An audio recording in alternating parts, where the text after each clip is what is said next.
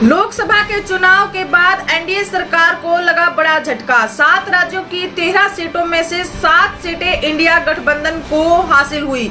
आप सभी को बता दें कि बहुचर्चित सीट बद्रीनाथ जैसी सीट पर भी एनडीए के उम्मीदवार बुरी तरीके से हार चुके हैं। आप सभी को जानकारी दे दें कि अभी कल ही 7 राज्यों की 13 सीटों पर उपचुनाव हुए थे, जिसके अंतर्गत जो पश्चिम बंगाल है यहाँ पर 4 तृणमूल पार्टी को सीटें हासिल हुई। वहीं उत्तराखंड की 2 सीटें कांग्रेस पार्टी को हासिल हुई। पंजाब के अंदर 1 सीट आप पार्टी को हासिल हुई, 2 कांग्रेस पार्टी को और 1 भाजपा पार्टी को हिमाचल प्रदेश के अंदर सीटें हासिल हुई। इसी के साथ बिहार के अंदर 1 सीट निर्दलीय उम्मीदवार को मिली। वहीं पर मध्य प्रदेश के अंदर 1 सीट बीजेपी पार्टी को गई और वहीं पर तमिलनाडु के अंदर 1 सीट डीएमके सरकार को हासिल हुई। ये 7 राज्यों की 13 सीटें थी, जिसके अंतर्गत 7 सीटें इंडिया गठबंधन ने हासिल की और 1 सीट निर्दलीय उम्मीदवार को गई। बिहार की जो सीट है वो निर्दलीय उम्मीदवार को मिली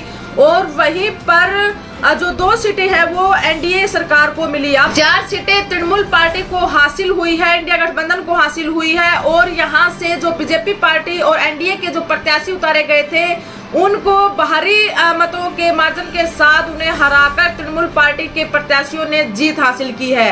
यहाँ पर करीबन 50,000, 60,000 और 55,000 वोटों के साथ 7 अलग अलग क्षेत्र से एनडीए के प्रत्याशियों को हराया गया। वहीं बद्रीनाथ की अगर बात करें तो अभी चर्चा के अंदर बद्रीनाथ की सीट थी कि यहाँ से कौन प्रत्याशी, किस पार्टी का प्रत्याशी जीतेगा। तो आप सभी को बता दें कि बद्रीनाथ की जो सीट है वहां पर इंडिया गठबंधन का प्रत्याशी जीत हासिल की और एनडीए का जो प्रत्याशी है वो बुरी तरीके से हार गया। आप सभी को ये भी बता दें कि 7 राज्यों की जो 13 सीटें हैं जो उपचुनाव हुए हैं, ये जो आने वाले जो विधानसभा के चुनाव होंगे उन पर इन चीजों का इफेक्ट पड़ेगा और जो जनता की जो राय है, धरातल लेवल की जो लोगों की सोच है, वो किस पार्टी की ओर वो रुझान कर रहे हैं, कैसे लोगों की वो चाह रख रहे हैं, कैसे प्रत्याशियों की वो चाह रख रहे हैं, ये सभी देखने को मिलेगा। और यहाँ से आने वाले विधानसभा के चुनाव की अपडेट भी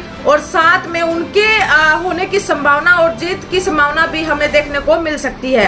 इन सीटों के रुझान देखते हुए जो 7 राज्यों के अंदर ये चुनाव हुए, उत्तराखंड, पश्चिम बंगाल, बिहार, मध्य प्रदेश के साथ साथ हिमाचल प्रदेश के अंदर जो चुनाव हुए अभी और इन रिजल्ट देखते हैं। 7 सीटें कांग्रेस पार्टी ने हासिल की।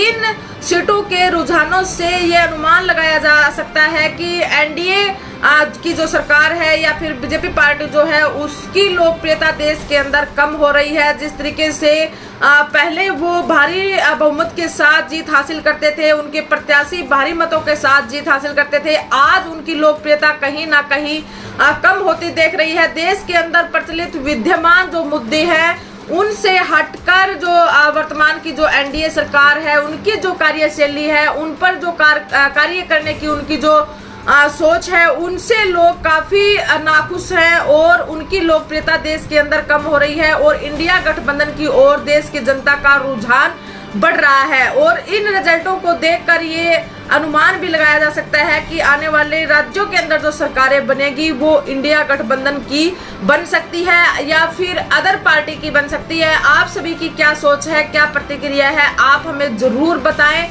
और कमेंट सेक्शन बॉक्स में जरूर लिखें और वीडियो को ज्यादा से ज्यादा शेयर कीजिए और चैनल को सब्सक्राइब कीजिए। धन्यवाद।